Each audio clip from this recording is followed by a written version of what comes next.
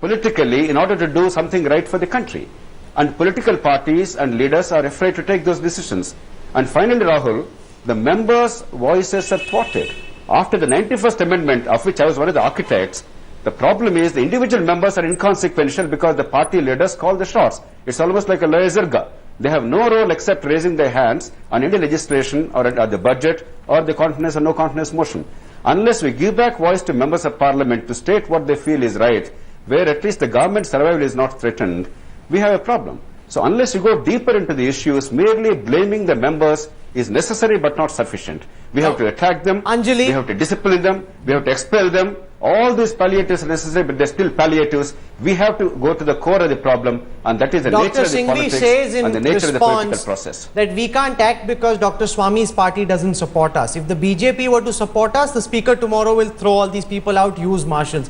Is that a convenient way of getting away from their own responsibility? Because I've received, Dr. Singhvi, and I must tell you, SMSs from some of the top constitutional experts in the country, and they're saying that the rules of the House, which was my understanding as well, clearly say that the Speaker can act. The Speaker doesn't need to wait for the BJP to support what the Speaker wants to do, Anjali. Respond to Dr. Singhvi and Subramaniam. Of course, that goes without saying. Unfortunately, what we have been witnessing, and people have been sitting both outside the Congress and the BJP offices protesting, that makes the Parliament function.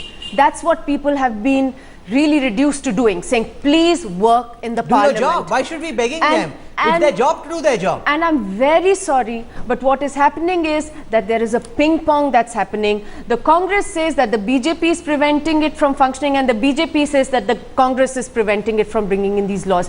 There are laws even where there is a consensus across political lines, and what people have even started saying is that even if there is no hope of good debate in the Parliament, at least pass the consensus laws.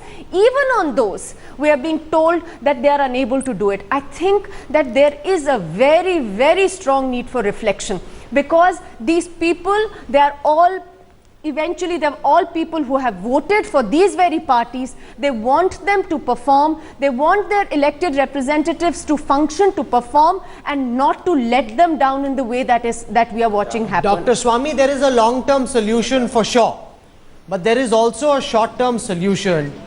Dr. Singhvi is saying let the BJP support the use of marshals. Anybody who acts out of order should be thrown out, whether he's from the Congress, whether he's from the BJP. That sounds like a very reasonable supposition, a very reasonable point that he's making. Why can't your party support the Congress in doing so? Why can't there be bipartisan support to ensuring that the proceedings in the House are orderly, sir?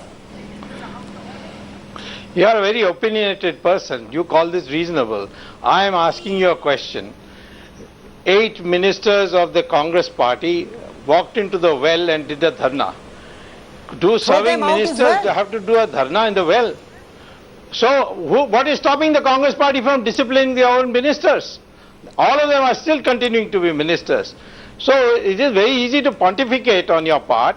The fact of the matter is that running of the Parliament is dependent on a number of factors, including how responsive the House is to the individual members' demands. Okay, Dr. Singhvi, and when you don't listen to them in any other way, point. You're saying what the marshal should do to others. Why not begin with Congress MPs and Congress ministers who did the same, Dr. Singhvi? How do you respond to Dr. Swami?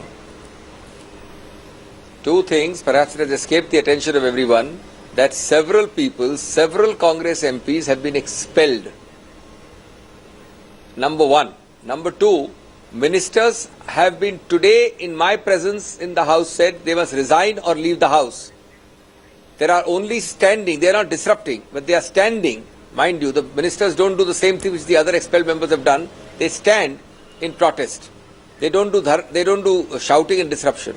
Those who have actually used that pepper spray is an expelled MP. What do you mean, minister standing? The one who has used what do you mean by minister standing? Today in the House, Mr. Kurian, the chairperson, and answer questions. Of course, that's right, because today Andhra Pradesh is a corner of not parties, but of regional. Today in Andhra Pradesh, the fact of the matter is there is no BJP, Congress, TDP. There is a Sivandra MP or a Telangana MP. Now they stand, they protest because of regional affiliation. Today, Mr. Kurian, in my presence in the Rajya Sabha, said that they have to get out, leave their ministership or sit down. Now, But the Dr. point is Swami, throughout that this I am broadcast talking- tonight, I've seen you apportion blame. I haven't seen you come up with a single solution. What is happening? Does it irk you? Does your blood boil? Or do you think this is the way forward? Because tomorrow if there's a BJP government, members of parliament from the Congress could be doing the same against you. Do you think about that at all? Will you then use marshals against Dr. Well, Singhvi and his party members if they did the same? I know, what about giving us some solutions, sir? I know